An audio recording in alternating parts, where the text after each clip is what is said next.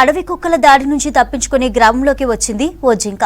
నిర్మల్ జిల్లా పెంబి మండలం నాగ్పూర్ గ్రామంలోకి గాయాలతో వచ్చిన జింకను స్థానికులు పట్టుకుని అటవీశాఖ అధికారులకు అందించారు.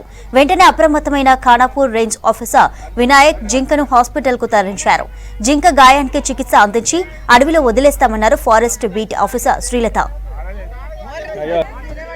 ఖానాపూర్ రేంజ్ పరిధిలో నాగపూర్ బీట్ ఏరియాలో అటవీ ప్రాంతంలో రేస్ కుక్కలు తరమడం వల్ల గ్రామంలోకి వచ్చినటువంటి చుక్కల దుప్పిని గ్రామస్తులందరూ గమనించి దానికి ఏ విధమైన గాయాలు కాకుండా కాపాడి మాకు రోజు మార్నింగ్ అవర్స్ అట్లా అప్పచెప్పడం జరిగింది. ఇది హెల్తీగానే ఉంది, బట్ కొంచెం డిస్టర్బ్గా ఉంది కాబట్టి జన్నారం అట్లా పంపడానికి ప్రయత్నం చేస్తున్నాం. ఎక్కడ వదిలేస్తారు? జన్నారం లేదు, అక్కడ మన డీర్ పార్క్ ఉంది కదా, అక్కడ పంపిస్తామని చెప్పేసి.